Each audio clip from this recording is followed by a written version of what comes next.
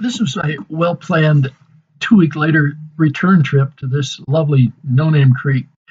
We got there late in the afternoon, and I walked the dogs down to take a look at the stream. Interestingly, there were some people fishing down there, which we didn't expect either. This is the next morning. We finally have some sun on the water.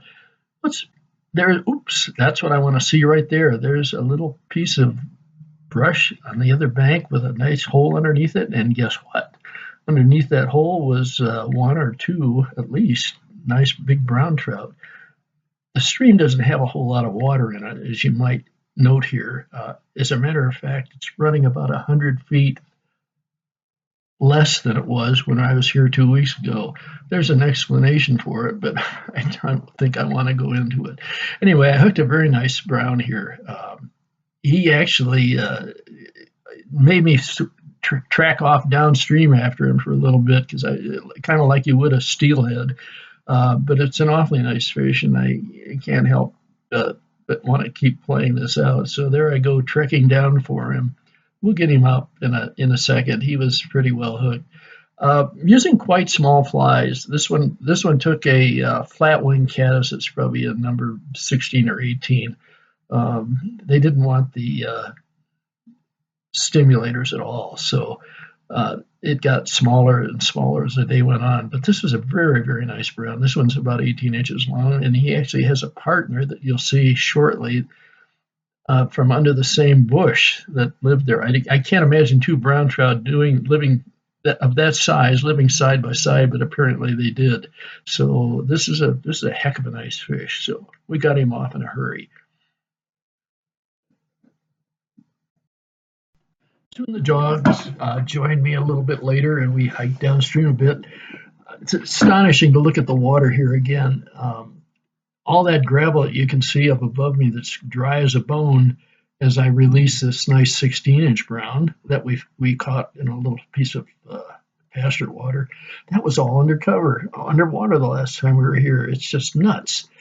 I'd be astonished if this stream's flowing 6 to 10 cubic feet a second. There's just very little motion to it. Sue's releasing a nice down below us now too. Every bit of gravel you can see here was covered by water the last time we were here 2 weeks ago. Okay, I went back to that same bush where the big brown came from, and lo and behold, here's his brother. Why two big browns tolerate one another under a piece of shrubbery like that is beyond belief, but neither one of them drove the other out. So this one didn't have quite as much spunk as the earlier one, but he was still easily in the same size range. There's nothing. They're awfully nice browns at 18 or 19 inches or so. So we got this one off the hook too. They're all taking smaller flies. Both of these guys took a flat-wing caddis, about a number 18. Our flies got smaller and smaller as the day went on. So we got down to tiny number 20 comparatums a little bit later in this thing, like up in this beaver pond. Fortunately, the beaver ponds were beaver ponds, and they didn't lose as much water as quickly as the quicker moving part of the stream did. This is a nice little rainbow that I picked up far up above. As I said, the flies kept getting smaller. We went down to 20, maybe a 22 from time to time, a little comparadon or something similar. But this is a nice little rainbow. There I'm pointing over at a rise I saw in front of another little piece of shrubbery. Did make some casts over there and eventually did hook a fish out of it. So here he comes. This is a better looking rainbow, actually. This one's probably about 15 inches long. He's got coloration that the other ones didn't, but they're all fat and happy fish. We caught enough fish to be comfortable with the results for the day. It's just that it's so dumbfounding to see the water level like this, and amazing to find fish of this size still hanging out, but they have nowhere to go, no elsewhere to go. So we're happy to catch them all. This one, I believe, was a little brook trout. Didn't catch any large sized brookies on this trip, but here's the dogs are watching us do a little fishing in that same area. Sue's working the water. We could have caught a half a dozen more fish there. Then we went back to camp and took a break, sat around with the dogs and had a little snack.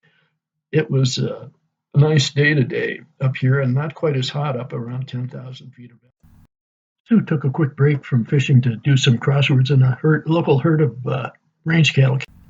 Once we departed and headed back to the Gunnison again.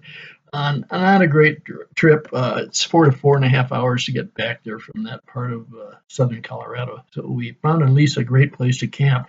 The temperature on the car's thermometer, the air temperature, was 107 degrees as we drove into this place. So it was a nasty, nasty day. This is a little, kind of a little pool eddy type thing below our campground. It gets heavily fished. Didn't have a lot of success. Did hook two nice fish that evening and lost them both after they each leapt 4 foot out of the water. This is the next morning. We did our favorite spot just below it and had not much success, I'm afraid. We had a big, strong downwind wind and not much action on the water. But so that was about it for the trip. But overall, not too bad. Okay, we're done with this part of Colorado for the rest of the year. We'll be back again next year, we hope.